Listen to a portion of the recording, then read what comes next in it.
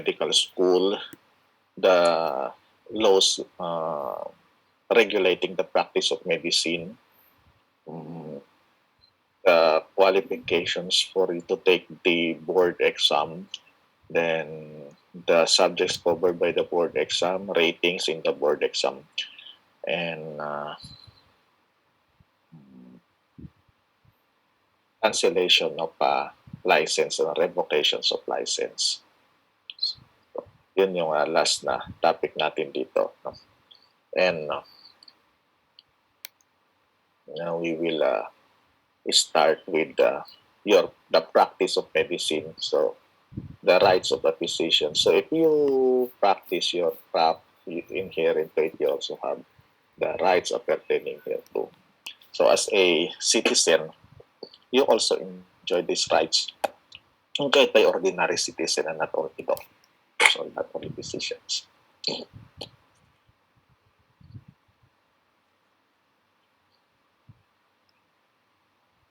Being a physician, it does not mean you do not have some rights, although you have special rights. The other rights of all physicians to enjoy them, like human rights, like the right to live, the right to have the right against discrimination, like that. No, so those fall under human rights. You also enjoy them as a physician. And another source of your rights is the Constitution, which provides your Bill of Rights. No? So you have here the due process. So when you say due process, it is your right to be heard in your cases. But you will not be judgment will not be promulgated to you unless you should be heard. No? So your case should be heard in proper court. So that will be due process.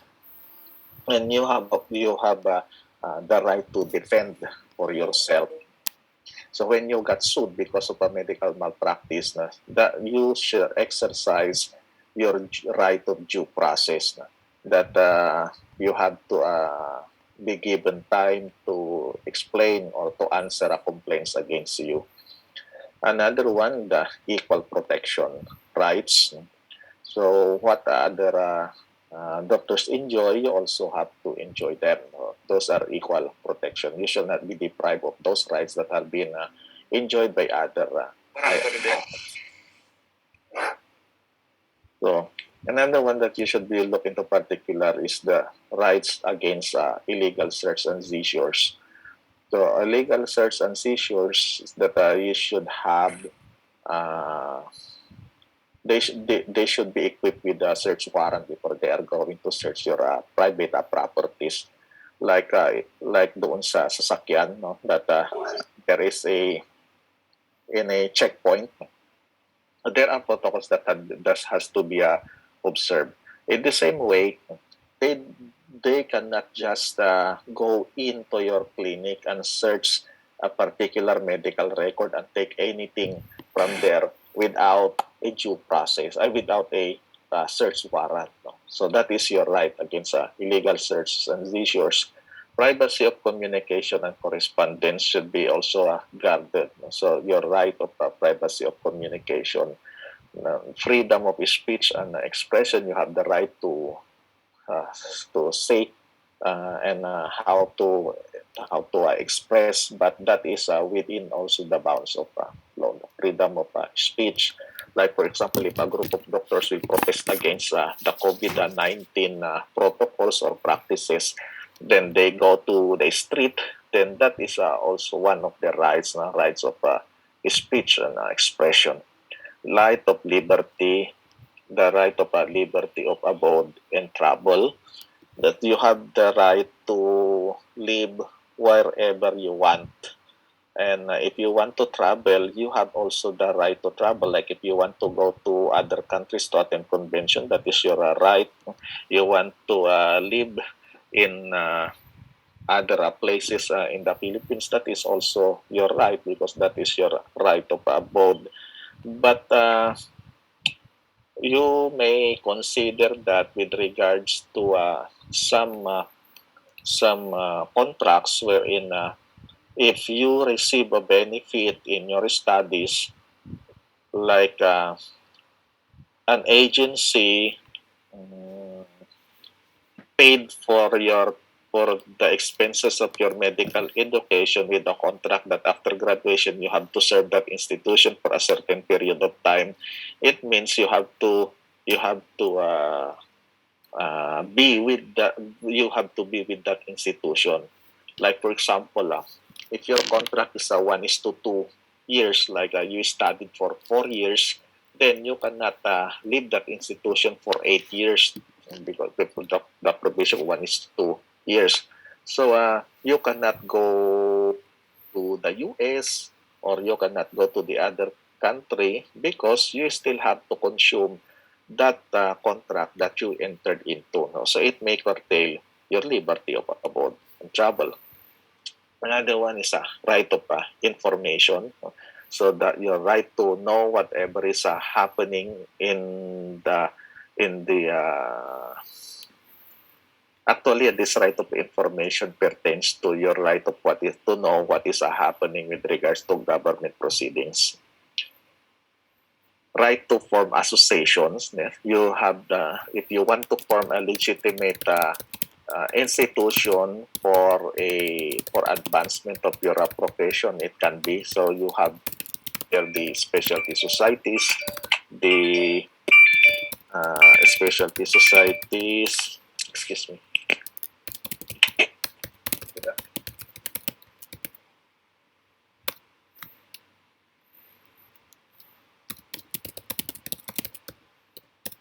Sandali lang po. Sandali lang po, sir.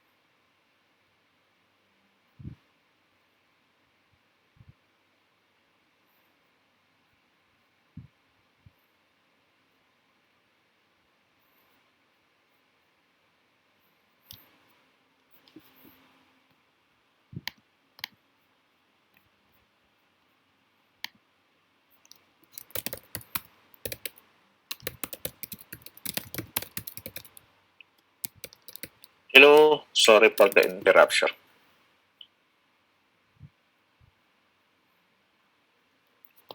Yeah, you have the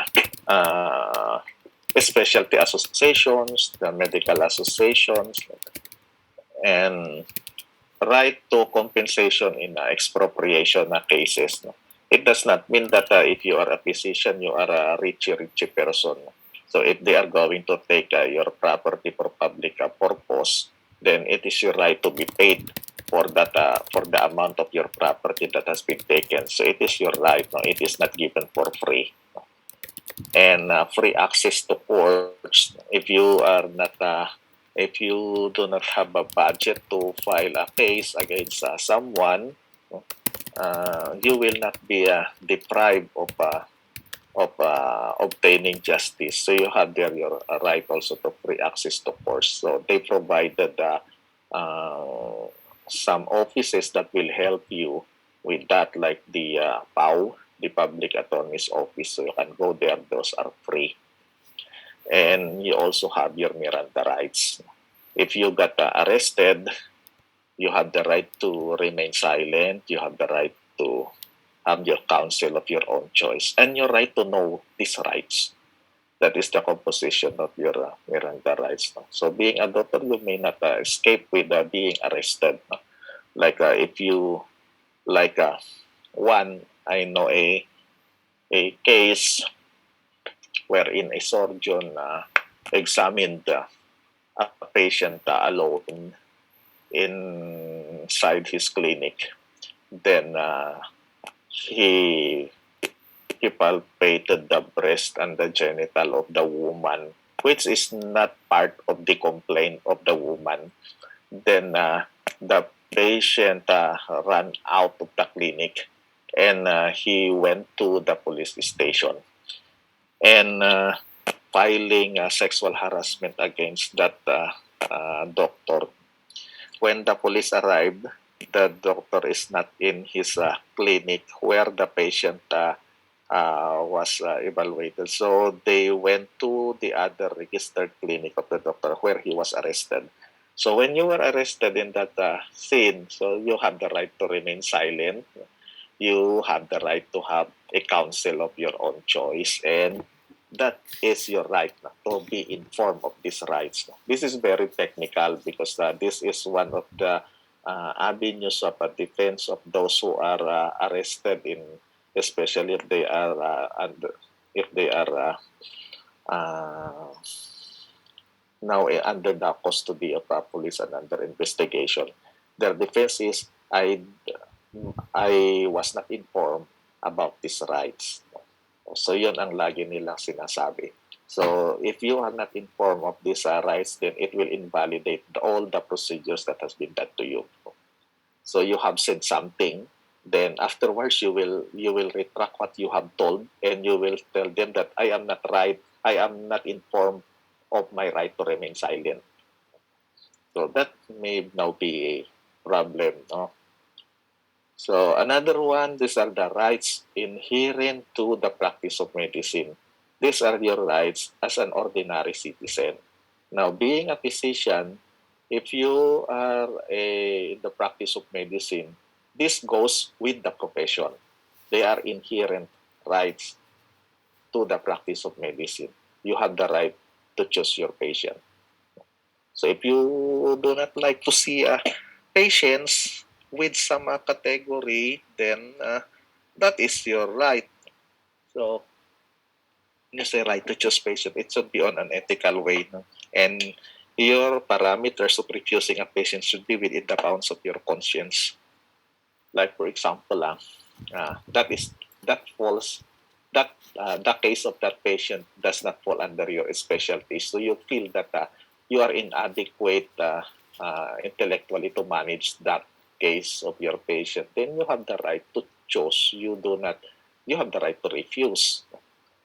And another one is that if it is not in an emergency, you are doing something and you prioritize with going out, going with your family like that. But if it is not an emergency, someone is calling for you to in your clinic, then sabihin mo then that is your right to choose your patient. You do not like to see him in that particular time. And however, in cases of emergency, that is an exception. You cannot choose the the patients in case of an emergency, especially in cases where there is no available physician. But there is an exception to that. Even though if it is in case of emergency, if in going to attend that patient there is a threat to life of the physician, then you may still refuse seeing that patient even though if it is an emergency. Like for example, you uh, you were called to attend a patient at the emergency room because of a vehicular accident, but before the call, there is a suspicious vehicle moving your uh, around your house, no? And they are just there as in observing and waiting for you to get out of your perimeter. So you think that they may be hold uppers or something else. So that may be a threat to your life, and so you cannot get out of your home. So you have still to right to choose not to go to the emergency case. Another one, right to limit the practice of medicine. Right to limit means right to limit due to your specialization. Like for example, if you are a pediatrician, you refuse to see adult patients because that is your right. You limit your practice to your specialty only. Another one, right to limit your practice of medicine in terms of a place of a practice. Like for example, if you are from Dagupan, I only want to have my clinic and be affiliated in Dagupan city. And if your patient chose to be admitted in Manila and he wants you to become his doctor, then you can refuse because I only practice in Dagupan. I do not want to be affiliated in Manila. So that is your right to limit your practice in terms of place. Another one is in terms of day and time. Like for example, if you want to have your clinic only on Monday, Tuesday, Wednesday, and you are free from Thursday to Sunday. That is my family day, Thursday to Sunday. No clinic, no everything. I want to be at peace at home. So they cannot call you in that time and and uh, and date because you do not like to practice during those days. That is your right. If you to limit your practice. So those are examples. Another one, the right to determine appropriate procedure. So the the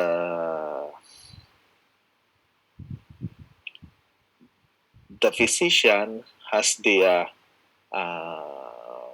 right to choose or right to order what are those diagnostic exams to be done on your patient and what laboratory examinations to be done, what medications will be given. So that is your right, no, to determine appropriate procedures. Now, there are instances wherein uh, you feel that those rights are compromised. Like, for example, your patient is an HMO, so he is covered under insurance. So your working diagnosis is acute appendicitis, and you want to request for a CT scan of the abdomen.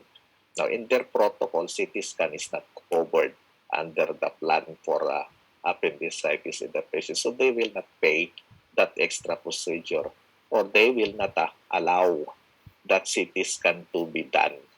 So if they will not allow that CT scan to be done and the patient still wants to pursue with the procedure or you still want to request that, then there is no recourse that the patient have to pay for the CT scan instead of the HMO or the insurance. So another one, if you think that case is needs referral to another physician, no? But the HMO will not allow, then the risk is the physician who saw the patient, the referring the second physician may not also be paid by the HMO. So sometimes they interfere with your right to determine the appropriate procedure or the appropriate uh, uh, treatment to your patient, and you have to exert that right. Another one, right to avail of the hospital services. So when you say right to avail of hospital services, if you have patient, then you want he needs hospitalization. You are not a hospital owner, so you have to affiliate in hospitals for you to admit the patients. No, so that is your right, no, to be affiliated in hospitals. But that is also not an absolute, because while it is true that you have the right to avail of service of hospital services, it is subject to the requirements determined by the hospital. Like for example, if you are claiming to be a pediatrician, the qualification is that if you apply for a pediatrician in our hospital, you should be a fellow of the Philippine Pediatric Society. So if you are not a fellow, you cannot apply as a pediatrician in our hospital. So that is one also of the limitations there. So this right is subject to the qualifications imposed by a hospital. So bakit ganon? No? So I have the right to avail of hospital services, but the hospitals does not allow do not allow me to practice there in this hospital. I went to about 15 hospitals, and they refused me to be one of their consultants or one of their attending physicians. So um, we will go to that later on. Why is that so? That the hospitals regulate the doctors that enters there or to seek a membership with their medical staff. So this also are rights incidental to the practice of medicine. No? So since you are a doctor, you have also these rights. No? You have the right of a way while responding to an emergency. That this should be a legitimate exercise of your rights. You do not abuse this. No? That in cases of extreme emergency, you may have to bypass some traffic rules in order to respond to an emergency. Actually, na-over use din yan sometimes, especially in NLEX. If you pass to the NLEX, the minimum speed is 60 and tama, 60, tapos yung one maximum speed is ilan na ba? 80 lang yata eh. So sometimes you to you forget to look at your your odometer, and you can just see there upon reaching the toll gate, you are apprehended and you are billed for overspeeding. So instead of running for about 100 kilometers per hour, you are running at 150 to 160 kilometers per hour. So bilis, no?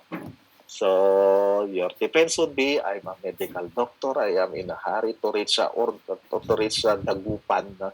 I came from Manila, but I have to be there at this time because my patient has been already inside the operating room. I'm sorry, I am in a hurry. So it depends now on your negotiation. But it may be one way now to of your rights is if you are responding to an emergency, you should be given the right of way and right to be paid for medical services rendered. So before now we discussed the contract. One of the elements of contracts is the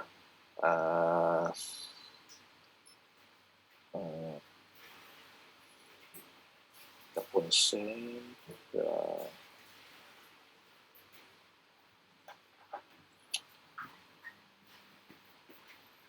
the cost.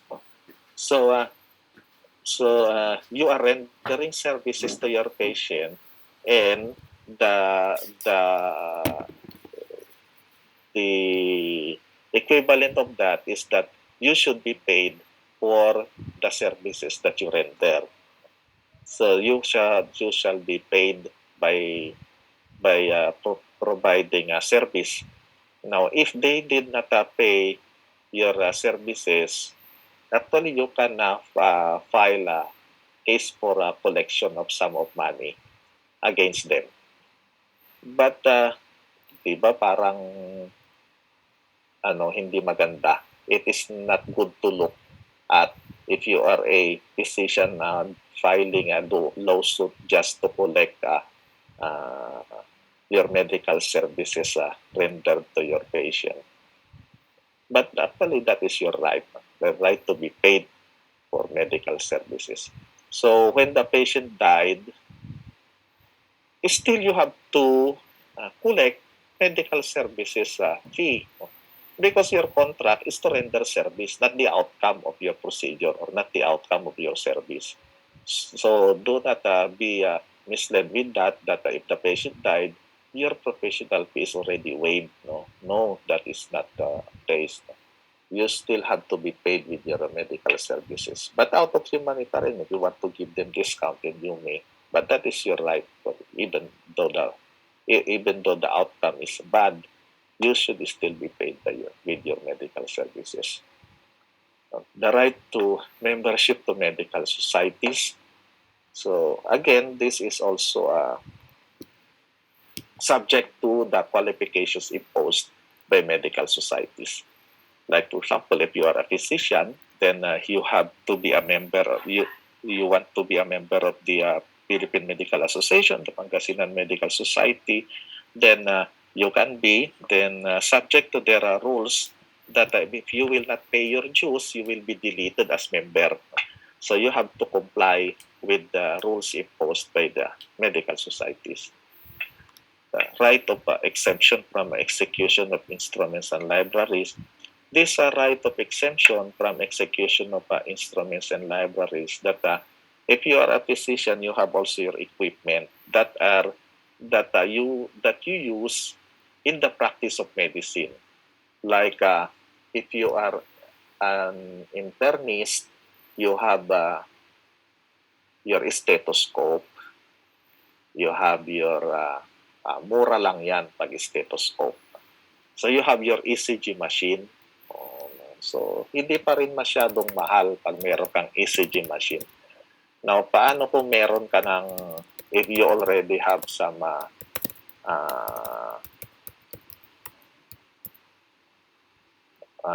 ventilator, may respirator ka na, sa'yo yung respirator, no? So, mahal din yon. No? So, those are your instruments. No? And if you have books, if you have resources there, that is also your library. So if you are a surgeon, you have your surgical instruments. No? Aside from your basic surgical instrument, you also have your laparoscopic tower. Like that. So those are also instruments. Now, being a doctor is that it does not mean that you are affluent all the time. That you have all your monies every time. So if you applied for a loan and you cannot pay anymore, now those are your debts. So you have to pay your debts. If you cannot pay your debts anymore, then the next thing to do is to file a case for a collection of sum of money against you so that you will pay. No? So after some time, if you did not pay, then the next thing that they're going to do is a motion for execution. Then they are going to freeze all your money in the bank, and they will apply for procedures that they can collect your debt from your deposits. And if they are not yet enough, they can even get your personal property. So they are going to get your car, they are going to get your appliances and everything inside your house that they can get. to the amount of your debt. No? But they will not get your wife, of course. They will get your car, they will get your valuables. Then, if it is not yet sufficient, they will get your real property. So they will get your house, but the limitation there is it should be the amount of the family home is exempted. So they will get your house and lot. So, but what is exempted there is that they will not get your medical instrument. Why is it that it is an exemption to executions and collection of debts with regards to your instruments and library? Because these are your source of living, and if they are going to get these from you, then as if they also deprive you of your livelihood. So that's why for humanitarian reason, these are exempted from execution. So your instruments and libraries, they will not get that. So wala kang ang car, meron ka namang instruments, so that you still use your instrument, collect collect the fruits of your labor by using those instruments, then meron ka ulit pambili ng car. Another one, right to hold certain positions in public and private services. Like, kaya merong mga physicians that are running for government positions. No? Because that is also the right to hold certain positions in public and private services. Okay. If you want to inform, you want make laws about health related laws, then you run for the Senate. Punta ka doon and voice out your views. That is your right. Right to perform certain services like nabanggit natin kanina, particularly surgical procedures, medical treatment. Now, these are also the rights of your patient. The right to give consent to diagnostic and therapeutic procedures.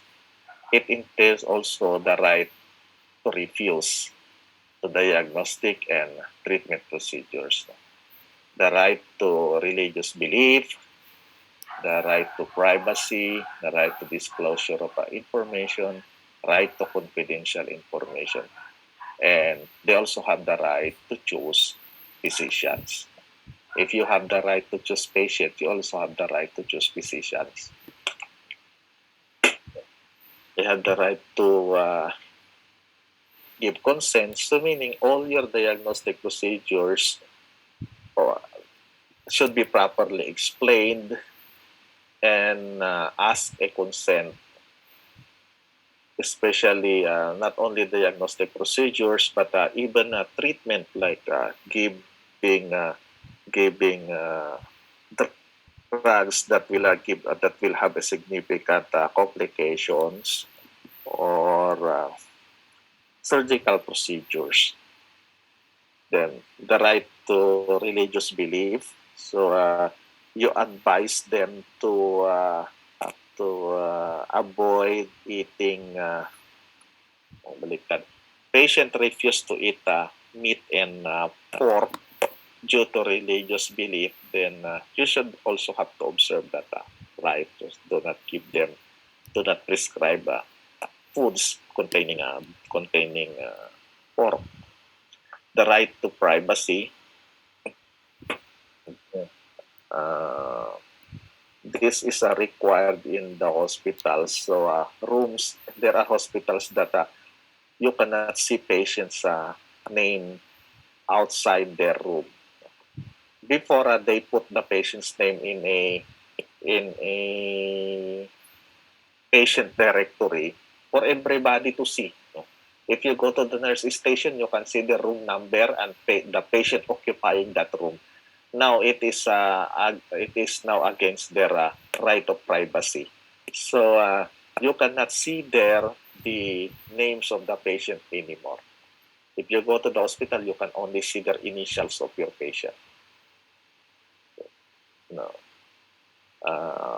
Another one, right to disclosure of information. So anything that is related to their treatment, you should disclose it to them. So what are the prognosis? Disclose it also to them because that is their right to disclosure of information. Then the right to confidential information, like if they have confidential information, keep it between yourselves nila. No? Because that is their right. No? And that is also with regards also to the right of privacy. So if these are confidential information, do not divulge this information to anybody or to anyone. So how about in cases of your ward work, wherein you get the history of your patient, their general data, and you present this in class? No? Does it violate the right of confidential information and their right of privacy? Imagine they are being discussed in class. So there are certain procedures that will be observed so that you can still get that case and still you preserve their privacy and confidentiality. And also the right to choose a physician, because the physician-patient relationship is fiduciary, meaning it is based on trust, and consensual, meaning there it is based with consent. No? So, and mutual agreement, so it is consensual. So if they do not trust you anymore, they may choose another physician. So ayaw na niya sa iyo eh. So that is their right to choose his physician. Now, in practice, you can also see some issues with that. Because, example, a patient is complaining of right upper quadrant pain. He went to your clinic. Upon physical examination, you are thinking that the patient has having gallstone. So you requested for an ultrasound of the hepatobiliary tree. Result is stone at the gallbladder lumen. Plan is to do an elective cholecystectomy, laparoscopic procedure. Now the patient asks you, how much is laparoscopic cholecystectomy? Then you told him that you have to prepare about 180. That will cover some professional fees, the hospitalization, if I will admit you in hospital A, and you will stay here for about 3 to 4 days. So your budget is about 180,000. Then the patient tells you, so, we will think about it. Anyway, it is elective. Then, next, yung patient, walang budget, pupunta ngayon siya kay Dr. B. Then, with negotiation, Dr. B told them that you have to prepare 120,000 pesos. Now, the patient decided to go for Dr. B instead of Dr. A. Now, if Dr. B accepted that patient, is it ethical?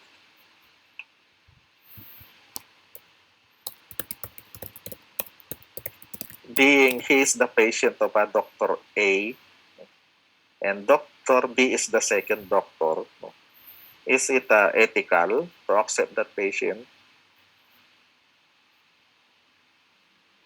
Uy, wala na kayo. Where are you? Just log in.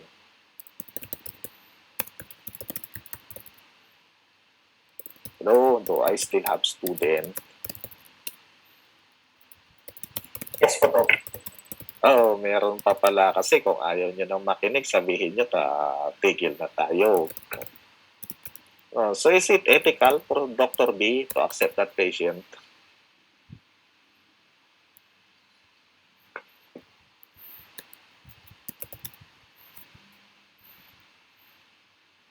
Kasi what is your reason why you you went to another doctor, no? Because Dr. A is asked us to prepare 180,000 while Dr. B asked only about 120. So we will go to Dr. B.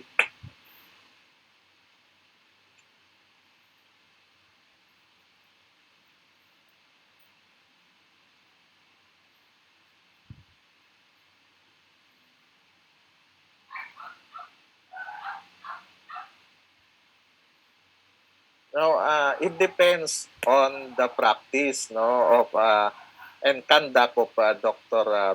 B, because that is the right of the patient to choose, and you should also be aware of that. If you are Dr. A, then do not feel bad that the patient seek another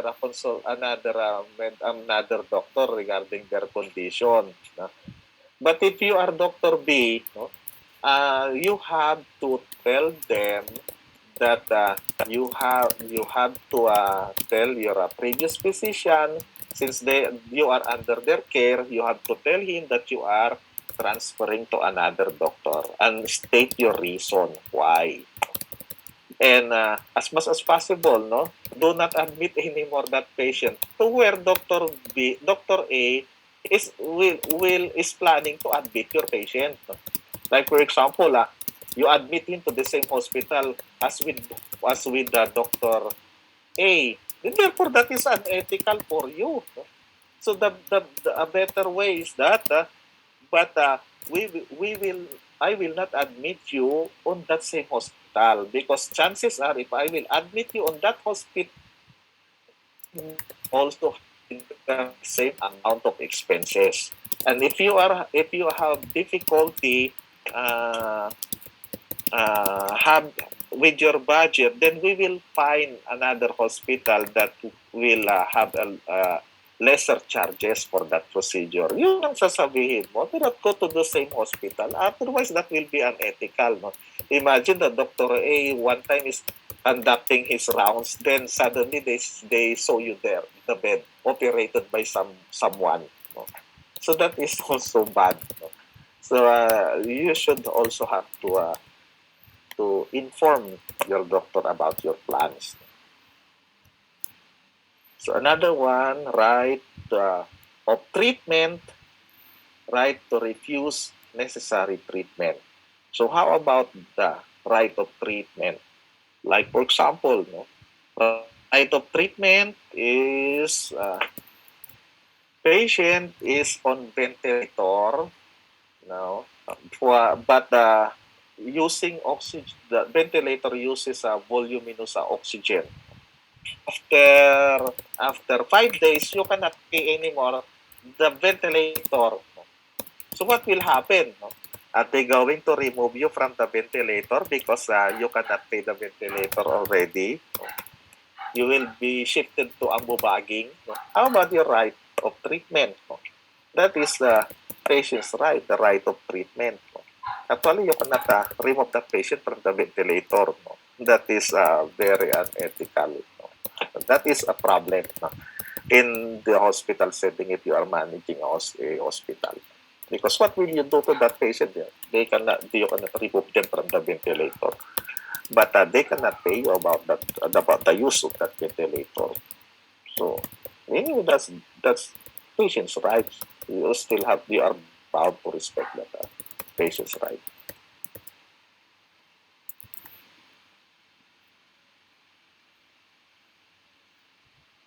Now, this is also one of the offshoot of the no deposit law, wherein if you need an emergency treatment and you are brought to the emergency room, it is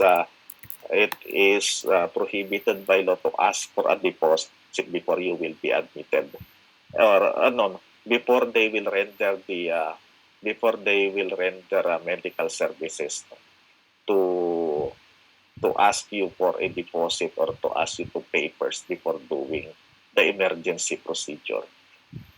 That is under that no deposit to. Now, if you're going to treat your patient, you must have to seek an informed consent. An informed consent is a legal condition whereby a person can be said to have given consent based upon a clear appreciation and understanding of the facts, implication, and future consequences of an action. That is your informed consent. Therefore, it is a legal condition. The requirement there is that it is a legal condition, and if you are going to decide to give your consent, it should be based upon a clear appreciation, understanding of the facts, implications, and future consequences of the procedure or the action to be done. You should know all these things before you are going to give your informed consent. That is the requirement for an informed consent. Now, if you give your consent without having understanding all the facts, implications, and future consequences, then it is not an informed consent. So there is a case in Philippine jurisprudence wherein the child needs a chemotherapy for leukemia.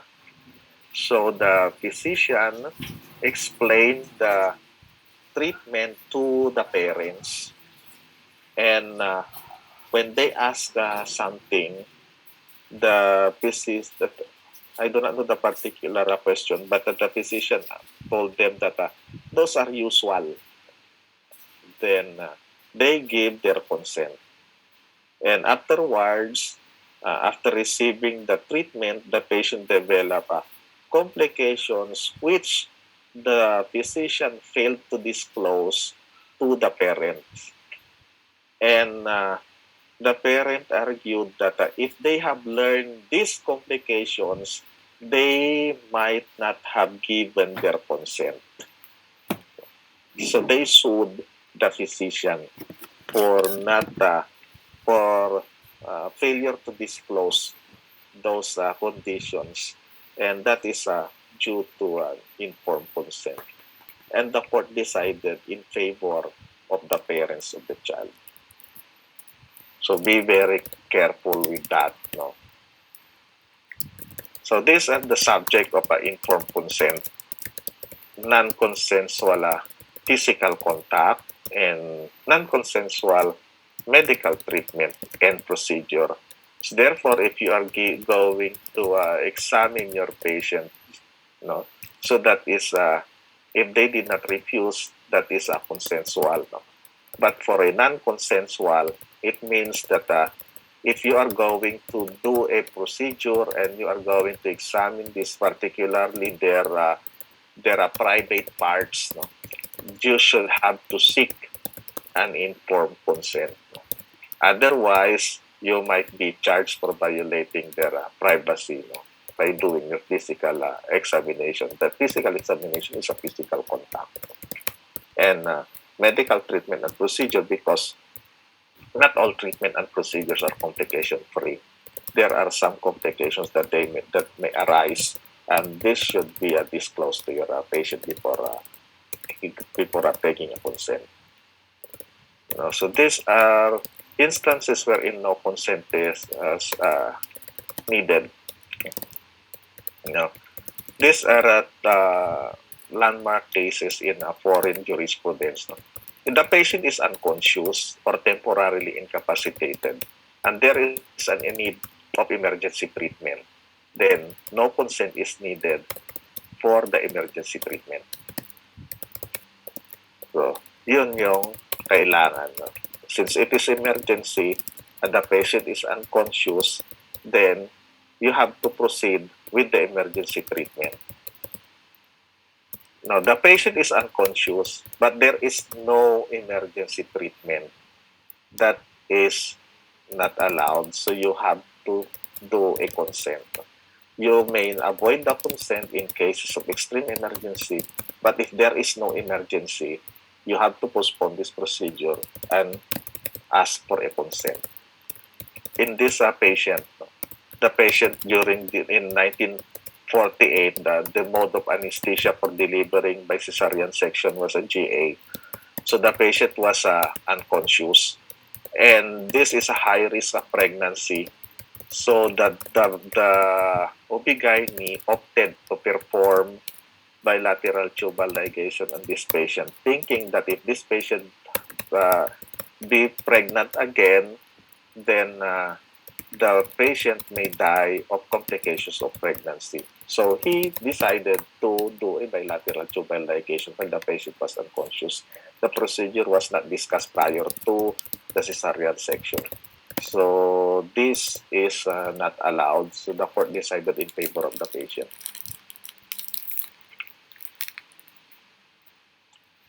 So elements is the sufficiency and quantity of information should be enough for them to decide. Comprehension or understanding of the person giving the consent and voluntariness in giving consent. No? They should be voluntary. It should not be coerced. It should not be forced. So it can be expressed like yung the best form is yung written consent. Or it can be implied. So when you say implied, if there is no refusal, then it may be interpreted as an implied consent. Who can give consent? This is also in particular order. The patient, then the spouse, the eldest child, first before the parents. So if the patient is a widow with child, do not go to the parent of the patient, but go first to the eldest child who is an adult. So if the child is not an adult, then go to the parents. Then grandparents, brothers or sisters, nearest kin. When you say nearest kin, this is within the fourth degree of civil relation, nearest kin. On the fifth degree, that is already not a relative. Then lastly is the state represented by the medical director or head of the institution or the hospital. No consent is needed in cases of extreme emergency situations. Problem is, patient is unconscious.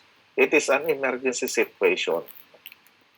So it depends now on the discretion of the attending physician to proceed with the treatment.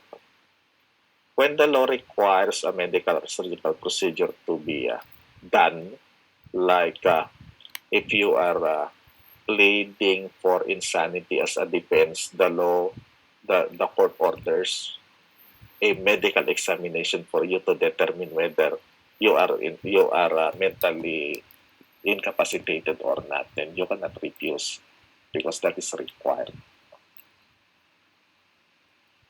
So the requirement is that competency, you shall have the civil capacity and you also have the mental capacity to act. So this is a case in the Philippines involving informed consent in Nogales versus Capitol Medical Center. In the admitting form, it has been mentioned that the facts of the case first, Rohel, the Mrs. Nogales has to deliver a baby, so she was brought to the hospital by her husband. Then consent for admission, it says in the consent that the the hospital and its personnel shall not be held liable in any of the following blah blah blah. So the patient there assigned. Then the patient has to undergo cesarean section. Then again, the consent says that I will not held in any manner the hospital and its staff any responsibility. So wala na naman yun. So while the conduct of a delivery, the patient died of hemorrhage. So they sued the hospital.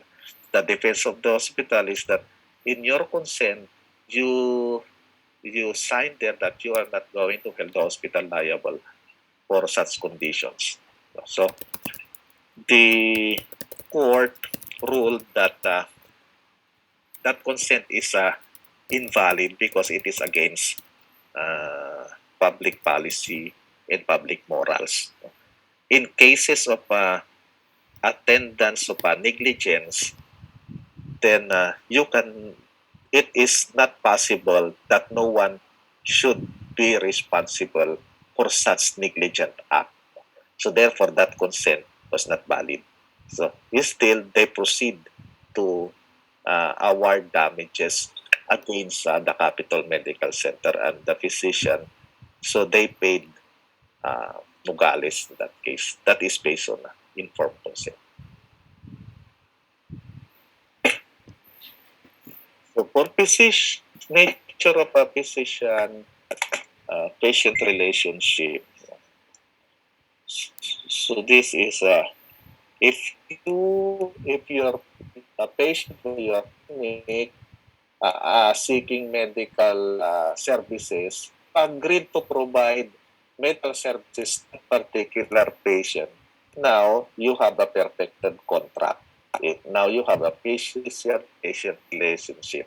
If there is physician-patient relationship, you are bound to observe his rights and you are bound to do his and duties towards the patient. Ganon din sa kanya.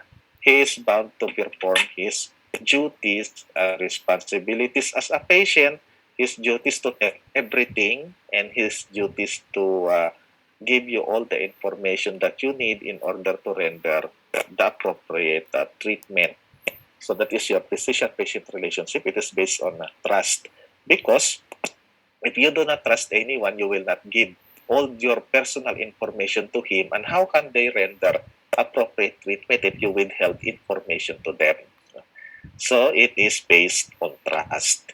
And it should be consensual, based on consent. So you agreed to be your physician, and the other one is by seeking consultation to you, he is agreeing to be your patient. So that is consensual. Now, it is important to determine whether there exists a physician-patient relationship. Because if you do not have physician-patient relationship, then some responsibilities may not be imposed against you. So there, like for example, if he is not your patient, then why is he suing you based on negligence? Hindi mo naman siya pasyente. Therefore, it is important to determine when there exists a physician-patient relationship. When did it started? So it is started as a contract. So it is a contract is a meeting of the minds between two persons whereby one binds himself with respect to other to give something or to render some service. So therefore, you need the consent, the object, and the cause of consideration. So the consent is I want to be your patient, Yes, I need medical services, so I am going to your clinic. So the doctor also will require you to have a consent with regards to the procedure. So I am going to perform excision like that for your mass. So you have to to sign a consent. Then with that consent, you already have your contract. The purpose is for medical consultation for the patient and for you to render medical consultation and treatment. And for the cost and consideration, the patient went to you. What is the reason for the contract is to get well. So, or to obtain medical services. So, bakit mo need naman tinanggap? The bid for your professional fees is also one of the consideration, the cost. And how about the termination of your relationship? Kailan terminate mo? If the patient was discharged from the hospital, does your physician-patient relationship also terminated? Pwede pa yun? Pag na-discharge na yung pasyente, wala na kayong physician-patient relationship.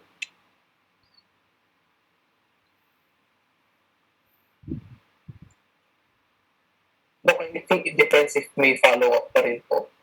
Yes, pag may follow-up pa rin, meron pa kayong constant communication with your patient, and the problem is still exists, even though the patient is no longer in the hospital, there is still physician-patient relationships. You are still bound to continue your exercising your responsibilities to your patient. Now, if the patient died, that is the termination of your relationship. Or if the physician died, then that relationship is also terminated. Now, there are instances also which that the relationship has been terminated, like if they change doctor, then the previous relation that the previous relationship with the other doctor has already been terminated also. And if they attain the cure, like even though the same patient, the patient has a splinter on right hand, then he went to the emergency room, your attending physician, you open the wound, you remove the splinter, you suture the wound. Then after follow-up, you remove the suture, there is no complication. That's the end of your relationship with that patient. And when the patient again came for another disease, it is another physician-patient relationship. But in between, you do not have a physician-patient relationship. So yun yan, yung relationship with your patient.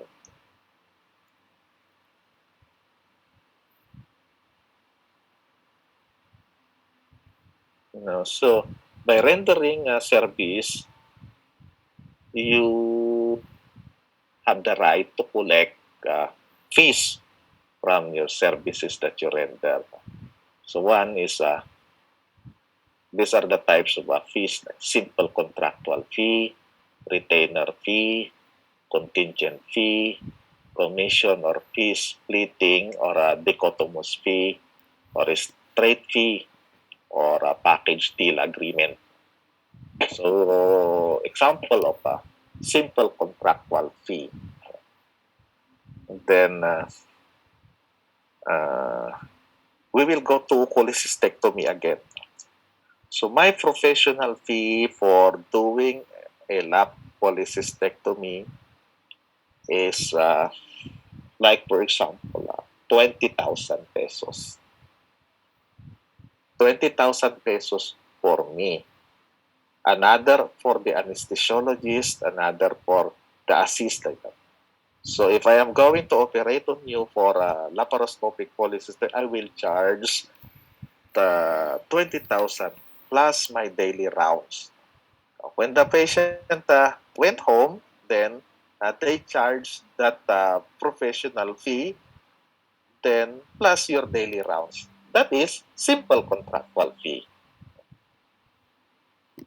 So, doctor, during the cholecystectomy, can you still can you also remove uh, the mole on my cheek? Anyway, I am under a spinal, anyway, I am general anesthesia. So take advantage of being unconscious. Kindly also remove the mole on my cheek. Oh, if you want for me to remove that mole, I will charge you another 5,000 for that mole. So 5,000 for the mole, 20,000 for the laparoscopic cholecystectomy, and a daily visit. Like for example, at the room rate for until you discharge. Example, that is still your simple contractual fee. So you agreed for an amount, so you have to pay for the amount that you have agreed upon. That is simple contractual fee. How about retainer fee? Retainer fee are fees given to someone so that they will not leave the hospital. The purpose is to ensure that you have a constant availability of the person subject to retainer fee. So yun yung retainer fee. Like for example, no, uh, pag ikaw ay a surgeon, you are affiliated with Hospital A, you are affiliated with Hospital B, you are affiliated with Hospital C, you have affiliated with Hospital D. So you have hospitals A, B, C, D. Now, there are cases wherein Hospital A cannot call you for an emergency because you are performing operation in Hospital B. So the Hospital A decided that please stay with us. We will give you a fee of 100,000 a month as a retainer's fee. In exchange, you should be within us all the time. That is retainer fee. Yung para hindi ka umalis, that is retainer fee. Now, if you have the patient arrives at the hospital A, then hospital A called you to attend to that patient. Now, it depends on the hospital. If you are allowed to charge your professional fee to the patient that they will refer to you, or no, or you are not allowed because you are already have your retainer fee. It depends. But the purpose of retainer fee is so that you retain that person in your facility para hindi siya umalis. And it should be a good amount that they will accept to be there at your hospital. Dapat medyo malaki-laki, hindi yan umalis. Now, the physician may still have a simple contractual fee with the patient that they will see even though they are already under retainer fee. Because the purpose of retainer fee is not to see patient, but not to provide medical service, but to ensure your availability. That is the retainer. Now, for contingent fee, you are charging an extra amount and it will go to a fund. And once you need that for the purpose why it is being collected, you have that fund. So, in the medical practice, you have the risk of being sued. So, you purchase an insurance premium for medical malpractice suit. So, you have to pay for that insurance. So, you can collect actually from patient on how to pay that insurance. Like, for example, uh, mm, you see a patient,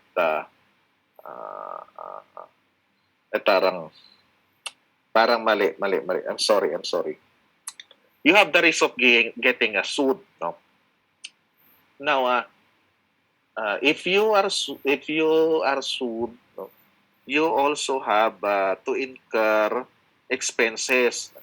Like for example, acceptance fees of your lawyers, medyo mataas-taas din, no? Parang balita ko now, it runs between 20 to 40,000. It depends on the case, no? That is only for acceptance.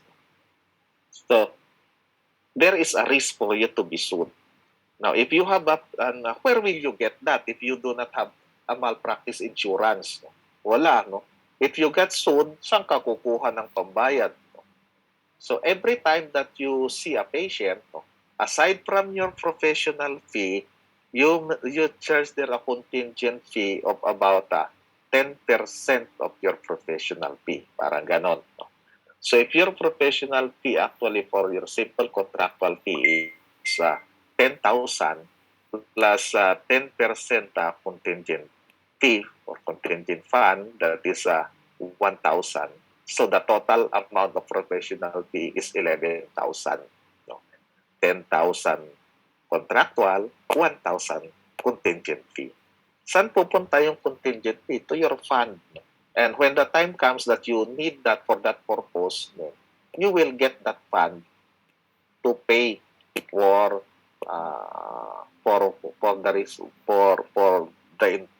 what it is intended for. Kaya sabi mo, gagamit mo yan na pag na-malpractice ako, ito ang fund na ko gamitin ko. Kaya pag na-demanda ka, kuha ka dyan sa inipon mong contingent fee. Another one is a commission or fee splitting or dichotomous fee. Sometimes this is unethical commission or fee splitting. For example, no, family physician A, he has a patient with abdominal pain, then diagnosis acute appendicitis. Family physician A cannot perform appendectomy. So he referred the patient to surgeon A. Surgeon A, I have a patient for you. Acute appendicitis. It is for operation. Now, the surgeon charged the patient 20,000, but actually 5,000 goes to the family physician, 15,000 for the surgeon. But to the eyes of the patient, the surgeon charged 20,000 for him. The 5,000 is a commission. So that is being viewed as unethical because the purpose of referral now may be for the commission and not for the welfare of the patient.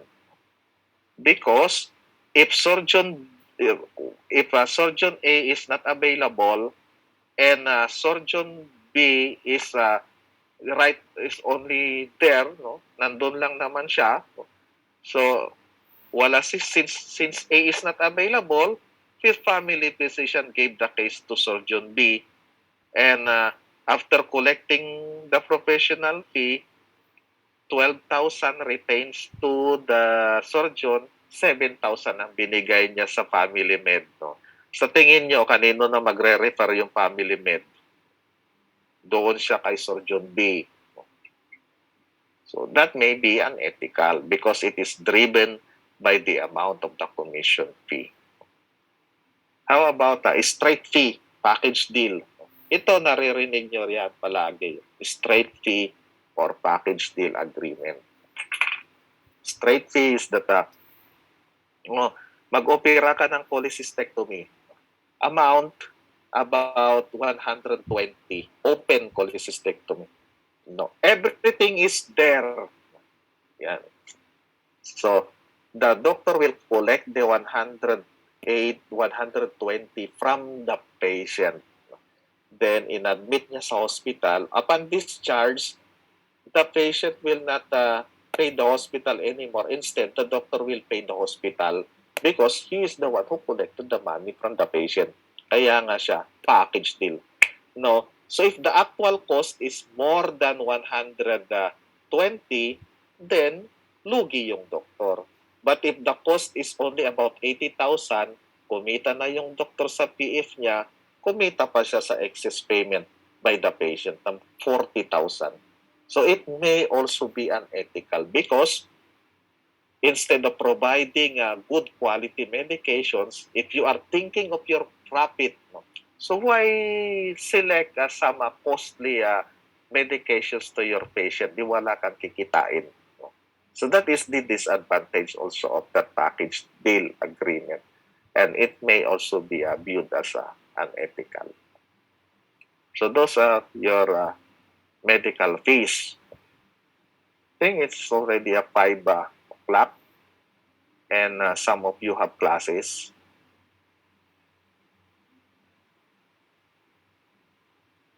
May question kayo at this moment before we are going to dismiss?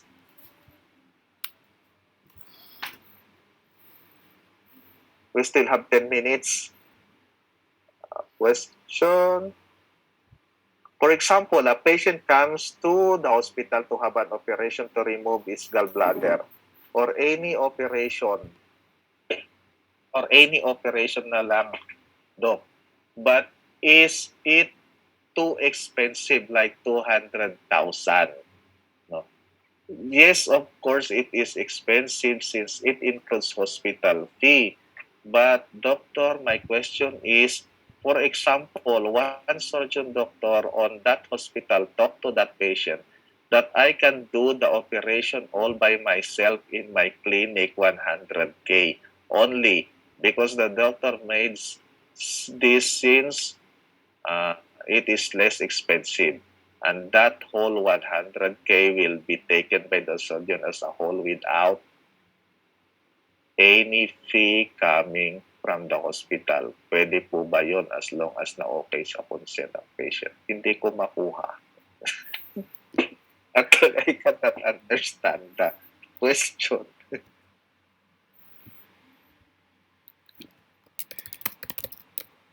Ito, no?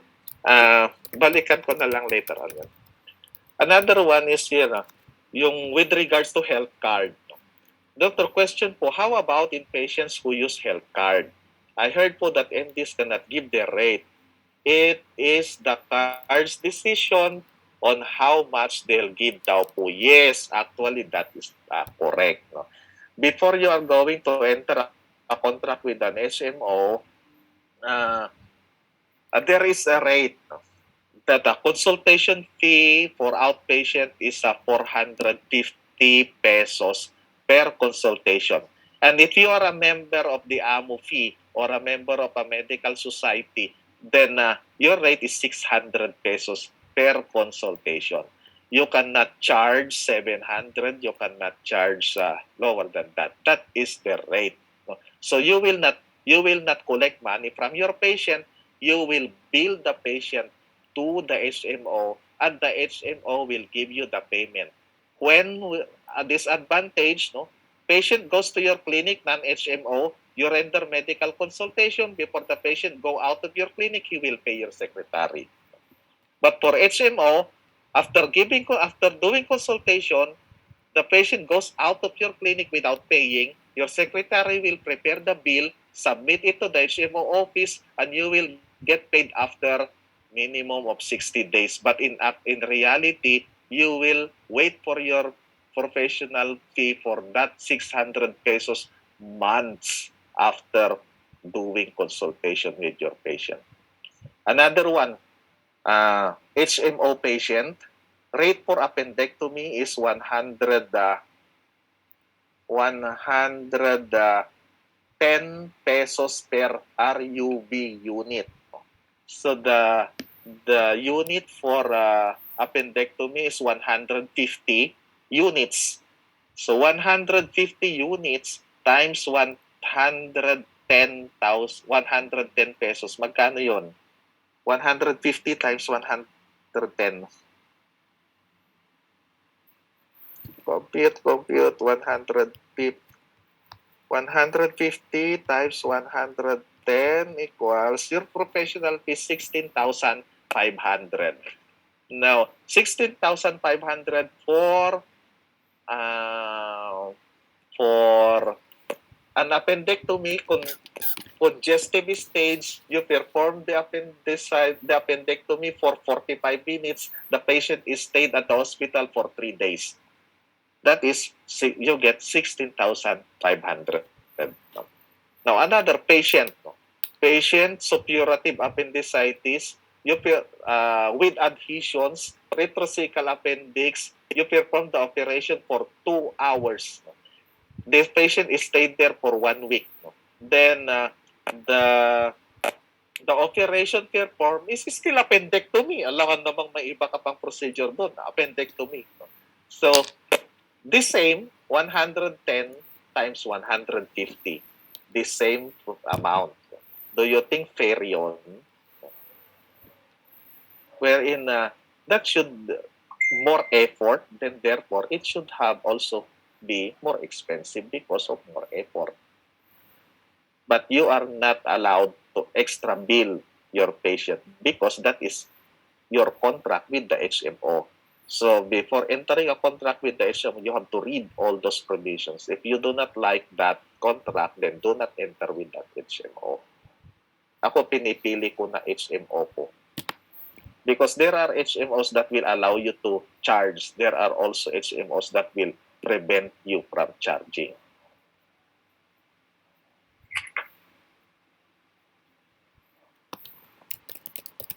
So we will meet next week for the continuation.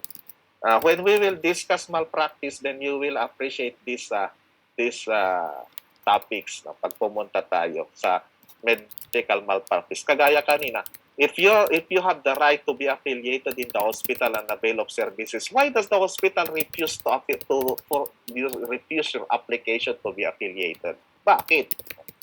Because there are implications with regards to the recent jurisprudence that has been decided as cases. Because if you committed malpractice, the hospital will also be liable. So why will I get doctors who does not possess these qualifications?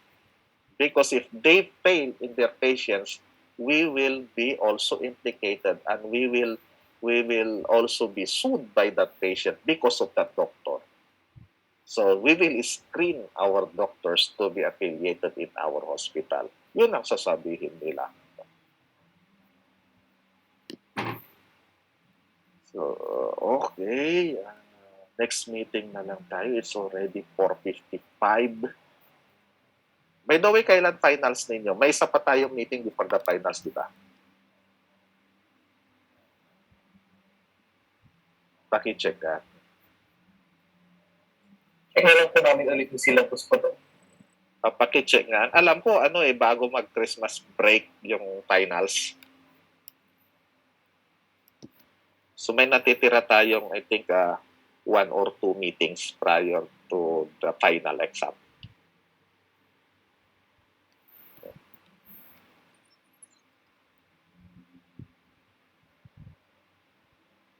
So yung mga susunod kasi na slides, hindi na pwedeng asynchronous yun eh. Kailangan synchronous kasi it needs more explanation. Hindi kagaya ng mga previous na slides natin in jurisprudence, pwede siyang asynchronous.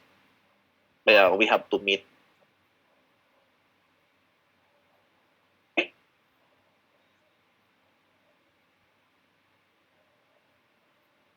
December 16 ang finals. So we will look into that, no. Right, natitira nating meetings.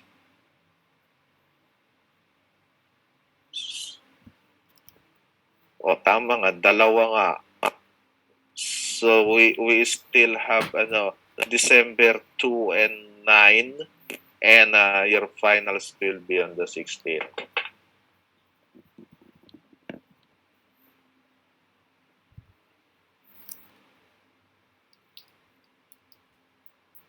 Di ba napag-decidean nyo pala na dalawa yung exam ninyo?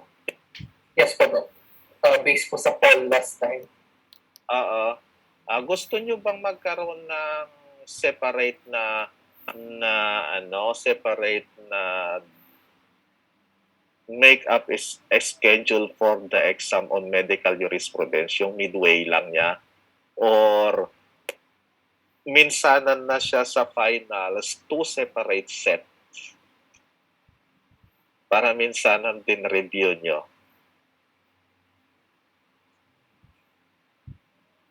Pwede rin po daw, but we'll ask na lang ulit the class po para makuha po yung consensus nila. Pero pinaka-ano na lang, schedule na lang as make-up schedule. Para magkahiwalay. Para your chances of passing mas maganda. Okay po po. So sabihan nyo na lang ako kailan yung make-up, prepared make-up ninyo.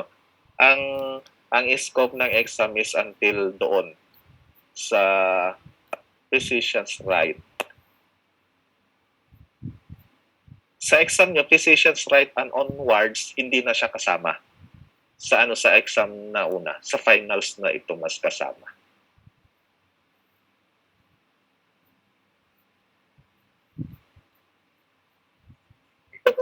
Oo. Sige, sabihan nyo na lang ako later, no? Kung kailan para ma-prepare ko. Hindi pa kasi tapos yung exam ninyo. And baka magbigay na lang ako din ng additional ninyo na assignment para pambawi. Kasi usually matataas ang mga grades sa mga assignment.